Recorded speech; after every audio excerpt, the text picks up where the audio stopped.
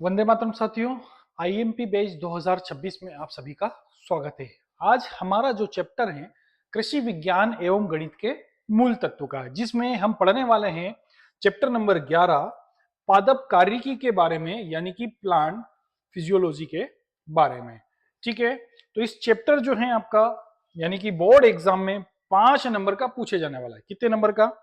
5 number का आपका ये चैप्टर आने वाला है। ठीक है, तो इस 5 नंबर का जो चैप्टर है इसमें 4 नंबर का एक हमारा क्वेश्चन होगा। 4 नंबर के क्वेश्चन के साथ यानी कि जो है 1 नंबर का हमारा ऑब्जेक्टिव इसमें पूछा जा रहा है। ठीक है, तो इस बारे यानी कि कई बार बच्चा होता है कि यार कंफ्यूज होता है कि हमें अलग अलग प्रश्न पूछे जाते हैं या ऑब्जेक्टिव कहां से बनना है। ठीक है, तो हम पहले 4 नंबर पर फोकस कर लेते हैं, क्योंकि ये 4+1 यानी कि चैप्टर है। टोटल 5 मिलाकर चैप्टर है जो कि कृषि बायो का है। किसका है? कृषि बायोलॉजी का है, जिसमें किस तरह से हमें क्वेश्चन पूछे जाते हैं।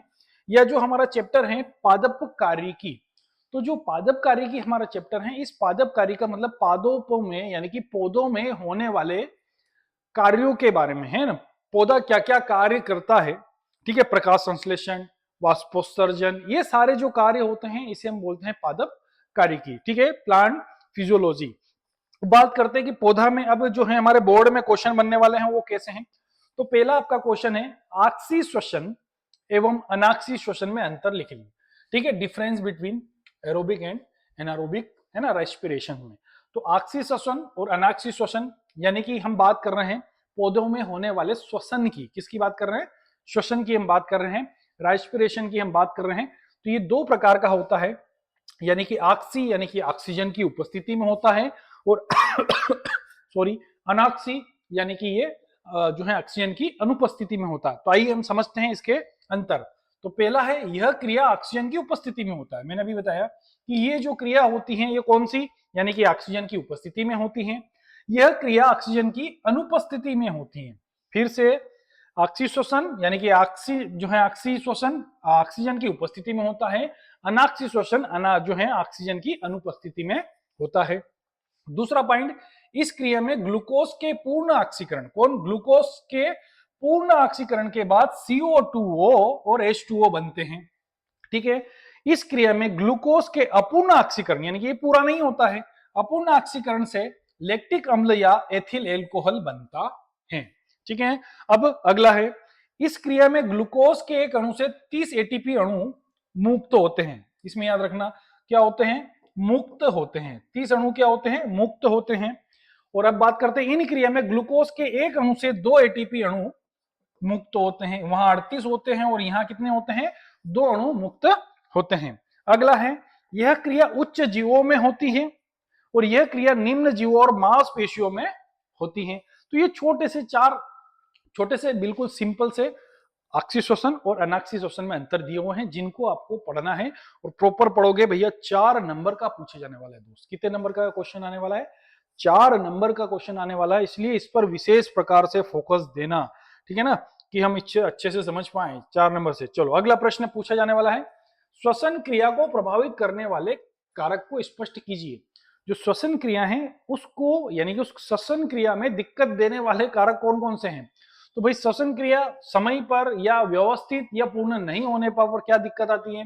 तापमान का घट जाना या बढ़ जाना। तो 0 डिग्री सेल्सियस से 45 डिग्री सेल्सियस तक ताप बढ़ाने से श्वसन की दर बढ़ती है, और 0 डिग्री सेल्सियस से कम ताप पर श्वसन की दर बहुत कम हो जाती है। तो भाई ताप पर डिपेंड करता है, ताप बहुत ज्यादा हो जाएगा या बहुत कम हो जाएगा तो भाई श्वसन प्रभावित होगा।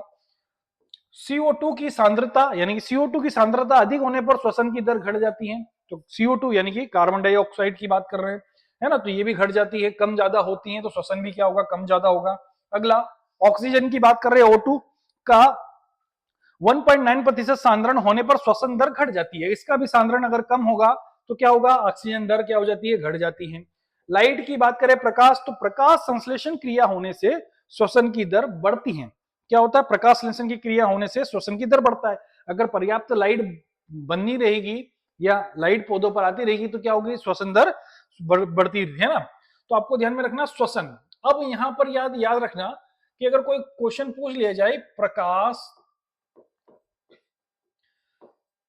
संश्लेषण, क्या याद रखोगे भाई? प्रकाश संश्लेषण को प्रभावित करने वाले कारक है, तो उनके भी यही कारक लिखना है, ताप, है ना, CO2, ऑक्सीजन और प्रकाश। ठीक है, तो ये दो क्वेश्चन का एक क्वेश्चन बनने वाला है, क्योंकि उसमें थोड़ा सा मटेरियल डिफरेंस होता है, पर आप अगर बाई चांस, वैसे आने की संभावना कम होती है, पर बाई चांस अगर ऐसा पूछ लिया जाता है तो भी आपको यही प्रभावित कारक लिखना है। प्रकाश संश्लेषण और शोषण में लगभग सेम है ना, यही चार इफेक्ट, यानी कि पॉइंट की बात कर रहा हूं मैं। ठीक है, चारों पॉइंट यही, उस पर क्या होगा, फोकस आपको करना है। तो श्वसन क्रिया को प्रभावित करने वाले कारक कौन कौन से? टेम्परेचर, है ना, CO2, ठीक है, ऑक्सीजन और प्रकाश, ये चार कारक हैं, जो कि और भी दो चार कारक है, पर हमें 4 नंबर का है। चार कारक भी अगर आप लिख कर आओगे तो अच्छे आपके बराबर 4 नंबर मिलने वाले हैं। ठीक है, चलो अगला क्वेश्चन है हमारा, वाष्पोत्सर्जन तथा वाष्पीकरण में अंतर। पहले वाष्पोत्सर्जन क्या होता है, ट्रांसपिरेशन और इवोपोरेशन, इन दोनों के बारे में समझो, वाष्पोत्सर्जन और वाष्पीकरण। ठीक है, तो वाष्पोत्सर्जन यानी कि ट्रांसपिरेशन की हम बात कर रहे हैं,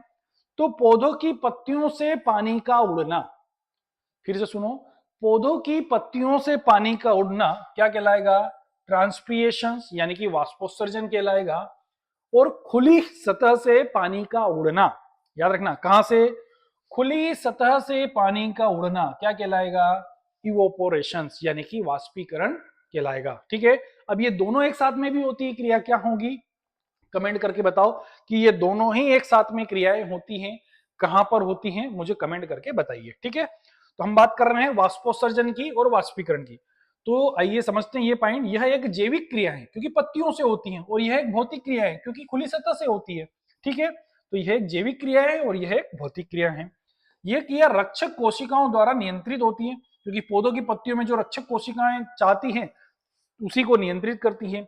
और ये रक्षक कोशिकाओं द्वारा नियंत्रित नहीं होती, क्योंकि भाई यहाँ तो कोई कोशिका है ही नहीं। ठीक है, खुली सतह पर यह क्रिया केवल जीवित पौधों में होती है, बराबर, क्योंकि ये जीवित पौधों में जो पौधा क्या करेगा? श्वसन करेगा, उसी में होगा। अगला, यह क्रिया जीवित अथवा तथा अजीवित दोनों में होती है, बराबर, क्योंकि दोनों की खुली सतह से क्या होगा भैया? पानी उड़ेगा। इसमें रक्षक कोशिकाएं तथा विभिन्न दाब कार्य करते हैं, जो रक्षक कोशिकाएं और साथ में क्या, दाब कार्य करते हैं। और इसमें किसी प्रकार के कोई दाब की आवश्यकता नहीं होती, जहां भी खुली सतह होती है, सूर्य भगवान आए, अपना टेम्परेचर बढ़ाया और पानी को उठा ले गए। सीधा सा सिंपल सा उदाहरण। यह एक नियंत्रित क्रिया है, बराबर, क्योंकि इसको पौधा नियंत्रित करता है। पौधा अपनी सारे कार्यों के साथ क्या करता है? नियंत्रित करता है। और यह एक अनियंत्रित विधि है, क्योंकि यहाँ पर जब जब सूर्य गिरेगा तब तब पानी उड़ता रहेगा, यहाँ नियंत्रण कोई भी नहीं होगा। तो सिंपल से नियंत्रण है वाष्पोत्सर्जन और वाष्पीकरण में। अच्छे से पढ़ना बेटा, क्वेश्चन आने की संभावना है 99%, इसलिए इसको बहुत अच्छे से पढ़ लेना और रिवीजन करना। अगला आता है जिब्रेलिन पादप हार्मोन के कोई 5 महत्व लिखिए। ठीक है, जिब्रेलिन यानी कि एक प्रकार का पादप हार्मोन है, ये क्या काम करता है, इसके 5 महत्व लिखिए। तो पहला, गन्ने जैसे पौधों के तनों की लंबाई में वृद्धि करने में इसका उपयोग किया जाता है। तने की लंबाई में, यानी कि जो पौधों के अंदर हार्मोन्स होते हैं वो क्या करता है? तने की लंबाई बढ़ाने में इसका उपयोग किया जाता है, इसका स्प्रे करने से भी। दूसरा है, बीज रहित फल प्राप्त करने के लिए जिब्रेलिन का छिड़काव किया जाता है, बराबर। फल यानी कौन सा भैया? बीज रहित, क्योंकि बहुत बार हम पढ़ते हैं ना कि बहुत सारे फलों में बीज ना आए, तो बीज कम करने के लिए, छोटे करने के लिए, खत्म करने के लिए भी किसका उपयोग किया जाता है? जिब्रेलिन का उपयोग किया जाता है। अगला, नींबू, संतरा, अंगूर वाले आकार, फलों का आकार बढ़ाने तथा संख्या बढ़ाने में जिब्रेलिन का उपयोग किया जाता है। इस हार्मोन्स का स्प्रे किया जाता है, ठीक है ना, याद रखना, या उपयोग किया जाता है। द्विवर्षीय पौधों को एक वर्षीय पौधों में परिवर्तित करने में ये क्या होता है? सहायक होता है भाई, है ना। द्विवर्षीय यानी कि लंबे समय में अगर फलन करता है तो उसे शॉर्ट यानी कि कम समय में उसे फलन करवाने के लिए इसका उपयोग किया जाता है। शराब बनाते समय किण्वन की क्रिया को उत्तेजित करने में उपयोग किया जाता है, यानी कि जल्दी से जल्दी क्या हो? सड़कर शराब जल्दी तैयार हो, इसलिए इसका उपयोग किया जाता है। अगला, अनुवांशिकी रूप से बोने पौधों की लंबाई इसके छिड़काव से बढ़ जाती है। तो कई बार वो क्या होता है? पौधे बोने रह जाते हैं, छोटे रह जाते हैं किसी कारणवश, तो इसका स्प्रे करते हैं तो पौधे क्या हो जाते हैं? बड़े हो जाते हैं। तो ये जिब्रेलिन जो पादप हार्मोन है, ये पौधों पर बहुत सारी क्रियाओं का क्या करता है? कंट्रोल करता है और बढ़ाता है। ठीक है, आपको ध्यान में रखना है दोस्तों कि यहाँ सिर्फ जिब्रेलिन, अभी मैं जिब्रेलिन हटा देता हूं, और अगर क्वेश्चन आपका बनता है कि पादप हार्मोन के कोई 5 महत्व लिखिए, तो आपको यही लिख कर आना है दोस्त, घबराना नहीं है। ठीक है ना, यानी कि जिब्रेलिन इसमें से हटा देना, अब सीधा सा यही 5, यानी कि अगर पादप हार्मोन के कोई 5 कार्य पूछे तो भी आपको यही आंसर देकर आना है। ठीक है, घबराना नहीं है। ठीक है, तो जिब्रेलिन लिख दे तो भी यही आना है। आ गई बात समझ में? तो अच्छे से क्या क्या करता है? तने की लंबाई को बढ़ाता है, फलों को बीज रहित करता है, फलों का आकार और संख्या बढ़ाता है, ठीक है। दूसरा, एक वर्षीय पौधों को द्विवर्षीय में बढ़ाता है, शराब की किण्वन की प्रक्रिया को तेजी बढ़ाता है, अनुवांशिक रूप जो छोटे पौधे होते हैं उनकी वृद्धि करता है। बस सिंपल सा, कोई ज्यादा इसमें है ना लफड़ेबाजी नहीं है भाई। आगे समझ में? तो अच्छे से इसको भी पढ़ना भाई। अगला क्वेश्चन है हमारा पांचवा, विसरण और रसाकरण, है ना, या परासरण में कोई 5 अंतर समझाइए, जिसे है ना डिफ्यूजन या हम बोलते हैं ओस्मोसिस, विसरण और रसाकर्षण, ठीक है। अब ये क्या होता है सर? भाई थोड़ा सा आप लोगों ने अगर क्लास में बैठकर शांति से बायो अच्छे से पढ़ लिया होगा तो टीचर ने जरूर आप लोगों को बताया होगा। पर अगर आपने क्लास में अटेंड नहीं करी होगी और शांति से नहीं पढ़ा होगा या किताब ही नहीं खोली होगी, एग्रीकल्चर वाले बच्चों की थोड़ी सी वही रहती है कमियां, क्या कि भैया वो इतना अपने सब्जेक्ट पर ध्यान नहीं देते, वो अपने सब्जेक्ट पर फोकस नहीं करते, है ना, अपने स्कूल जाने पर फोकस नहीं करते, अपने भविष्य पर फोकस नहीं करते। उनको फोकस करना चाहिए। अगर फोकस करे हो तो ये सारी चीजें आपको समझ में आती हैं। खैर चलो कोई बात नहीं, छूट गई आप लोगों की, पर अब थोड़ा सा एक बार अच्छे से ध्यान दे दो, ठीक है। तो ध्यान देने में यानी कि क्या होता है, विसरण और रसाकरण की बात कर रहे हैं। तो आप ये फोटो देखो, ठीक है, डिफ्यूजन और ऑस्मोसिस की हम बात कर रहे हैं। तो क्या करना भैया, आपका एक बीकर में पानी होगा, ये पानी भरा रहता है, आपने इसमें लाल कलर डाला, क्या डाला याद रखना, लाल कलर डाला, और लाल कलर क्या होता है, फिर इस पानी को, पूरे पानी को क्या कर देगा, लाल, क्या कर देगा, लाल कर देगा। तो ये जो क्रिया हुई है उसे बोलेंगे डिफ्यूजन, ठीक है। आपने छोटा सा यानी कि हाई कंसंट्रेशन सामान किसी बड़े लो कंसंट्रेशन में डाला तो वो पूरे पानी को क्या कर देगा, लाल कर देगा, ठीक है। अब ऑस्मोसिस की बात करते हैं, क्या, तो सीधा सा इसके अंदर सेमी पर मेम्ब्रेन जो है, मेम्ब्रेन झिल्ली काम करती है, जिसे हम झिल्ली बोलते हैं। तो एक ये झिल्ली होती है, इन दोनों के बीच में क्या होती है, झिल्ली होती है।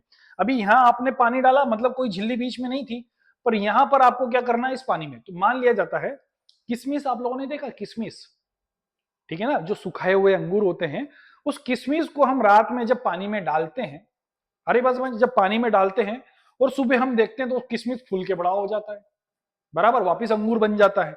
हरा अंगूर नहीं बनता है ना, सूखा सूखा अंगूर बनता है, तो वापिस अंगूर बन जाता है। तो मतलब कहने का मतलब क्या हुआ कि जो पानी था इस झिल्ली को धीरे धीरे क्रॉस करके वो क्या हो गया भैया, प्योर वाटर जो था वो धीरे धीरे झिल्ली को पार करके कहां आ गया, सोल्यूशन में आ गया, ठीक है ना। तो वो यानी कि उस किशमिश के अंदर वो पानी चला गया और वो क्या हो गया, फूल गया, ठीक है। तो उस क्रिया को हम बोलते हैं ऑस्मोसिस, ठीक है। और ये था जिसमें डायरेक्टली पानी घुल गया, जिसे हम क्या बोलेंगे, डिफ्यूजन, ठीक है।